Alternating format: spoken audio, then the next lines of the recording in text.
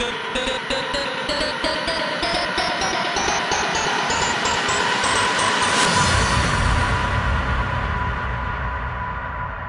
light up like a genie and I blow up on this song.